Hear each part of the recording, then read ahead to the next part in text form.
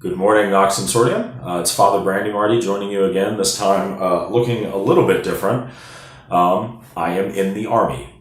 This is very exciting for me. And I know that there are a lot of questions. I am continually encountering people who have questions about this. I still have questions about it, but I wanted to take some time to share what I'm doing, why I've chosen to do it, why the bishop has allowed me to do it, and what this means for myself, for my future here at the Knox Consortium, what it means for our parish, and just very frankly share with you everything I know.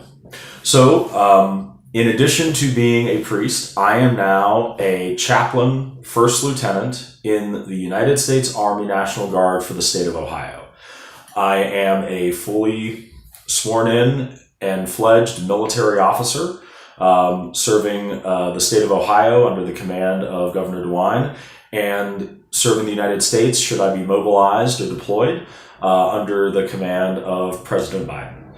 It's a great honor to serve in the National Guard. It's a great honor to serve our soldiers.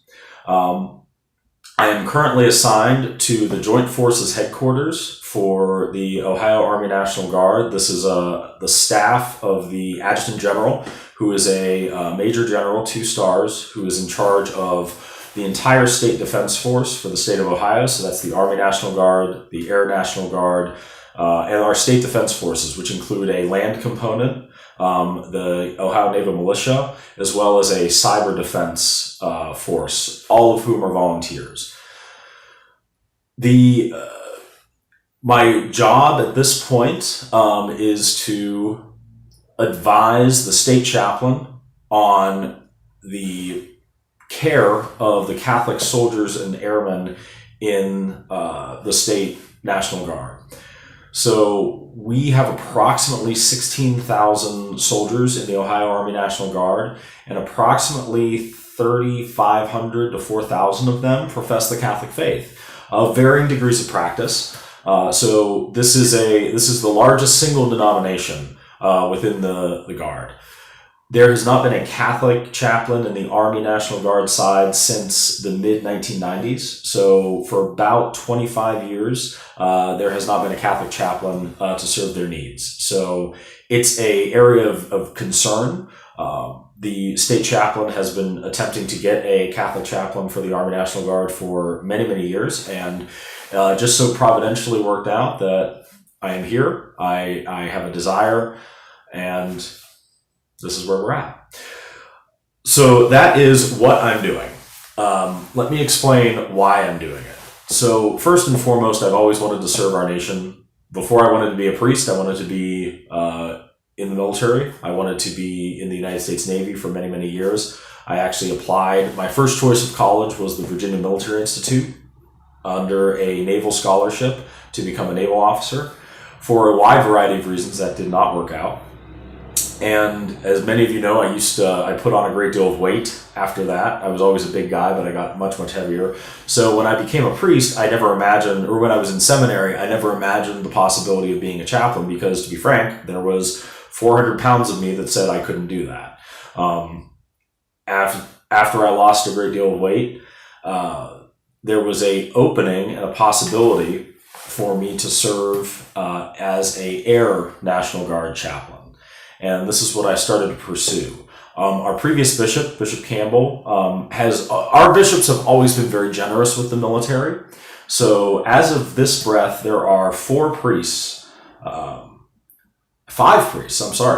are 5 priests who either are from or live in our diocese who are serving our nation in the military. Father Daniel Swartz is a U.S. Navy chaplain. He's currently in Guam.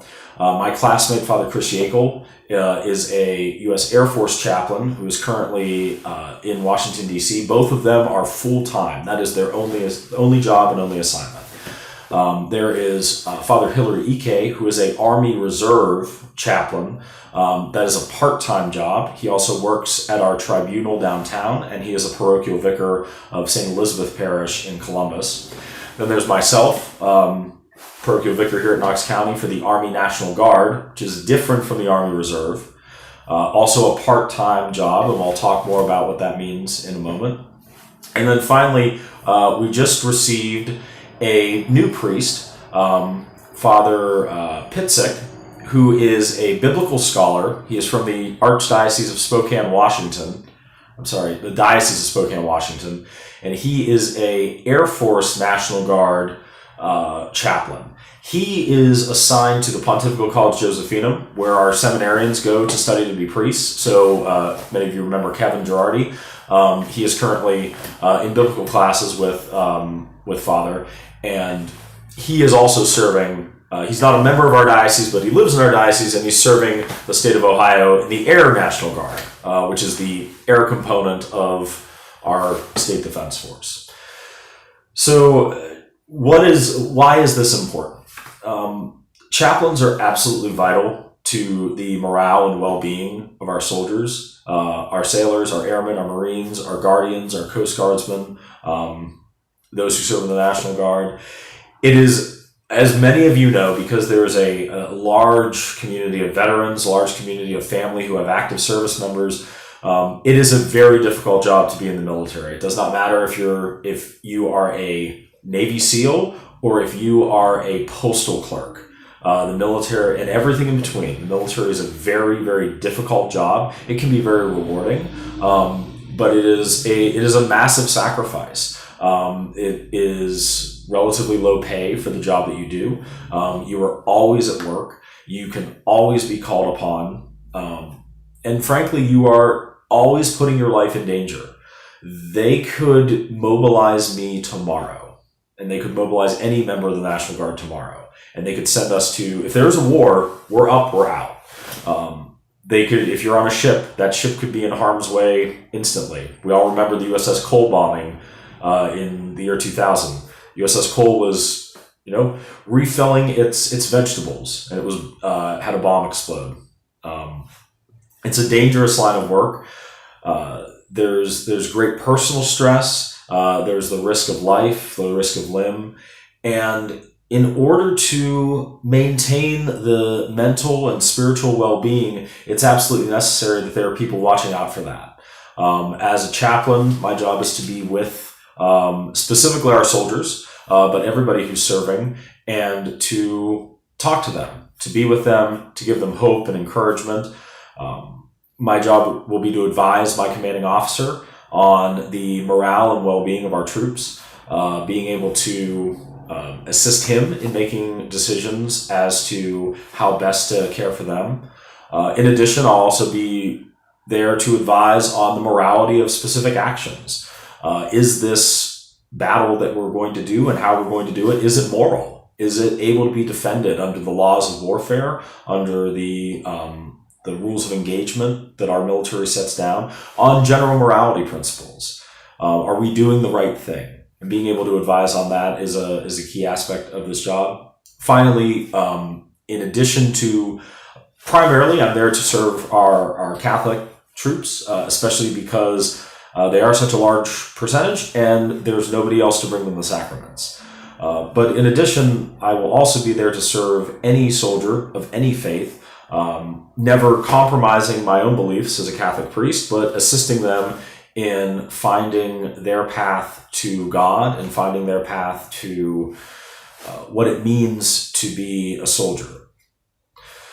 So those are my jobs. And it's important to note that all of that is part-time. So I've gotten over the last couple of days a great deal of congratulations, but also a great deal of frustration that I'm leaving, that I'm going to be gone. I am not leaving.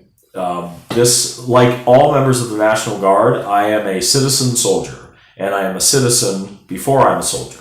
So my primary job, my primary responsibility remains, just as much as it was last week, with you here in Knox County. I am still the parochial vicar of this parish. I have no plans on going anywhere else anytime soon. So I'm here. You can't get rid of me that easily. But I will continue to be here. However, there will be times where I have to go away. Most specifically, on weekends, I will be one weekend a month. I will go into Columbus to drill. So I'll be reporting to Joint Forces Headquarters on a Saturday and Sunday to learn everything I need to learn in order to be an effective chaplain. Excuse me. As well as to bring the sacraments to the several hundred soldiers and airmen that are serving at Joint Forces Headquarters. It can be very difficult to get out and go to Mass and to have confessions heard. So having the opportunity to offer Mass on Saturdays and Sundays and offer confessions to our soldiers will be an honor, and it will be very important. Eventually, once I am fully trained, I will be assigned to a specific unit as a unit chaplain. That will be based upon where I'm at. So depending on when I go through basic training, we'll talk about that in a moment, it's very likely I could be assigned to a unit out of Mansfield or a unit closer so that I could go and perform my duties, not necessarily taking myself entirely out of the parish. Our state chaplain is very dedicated to making sure that whenever possible, I don't have to be absent from the parish. And I anticipate a time where you will never even know that I'm doing my drill, where perhaps I am able to get Father Homer to cover the 10 a.m. Mass once a month, but I'm still able to do the 5 p.m. at St. Luke's and the 8 a.m. at St. Vincent's. And I'm just gone for that one Mass. Or perhaps I'm there for all three, and then I go and I do Mass with my unit later on. So that's a possibility. There's still a lot that's up in the air. For the time being, until I complete basic training, I'll be going into Columbus, so that'll necessitate me being away from the parish. I already have all of those dates covered, so a number of priests will be coming to help. Father Homer will be assisting with a great number of those days. Father Pat Toner, who is a retired priest who actually used to be an Army chaplain, will be covering for one of the days. Father Mike Nimitz, who's also a retired priest, who will be coming up from Columbus to cover for a day. We'll be getting a lot of assistance from two of our neighboring parishes. Father Stephen Smith, who is the pastor of Church of the Ascension in Johnstown, will be covering a number of the masses, both at St. Luke's and at St. Vincent's. And Father Jins, who is parochial vicar of St. John Newman, will be assisting as well. So you may see other priests from time to time, and if you see those other priests, all that means is that weekend Father Brandimarti is drilling. This costs the parish nothing. I'm taking care of everything. My goal is for there to be as little of a burden on the parish as humanly possible while I'm going to serve our soldiers.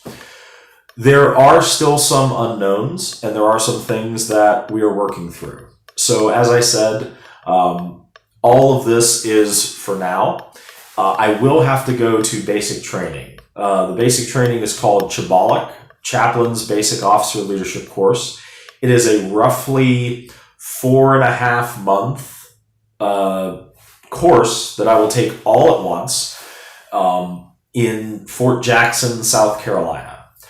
I am trying to get orders as quickly as possible to that experience so that I know exactly when I will be gone so that we can start the process of covering while I'm away.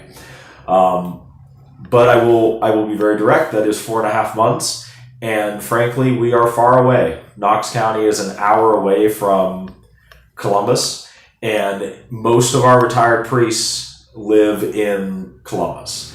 So we will be working with the diocese. It is my goal and Father Hammond's goal to, while I'm away at basic training, have as little as possible impact on the parish.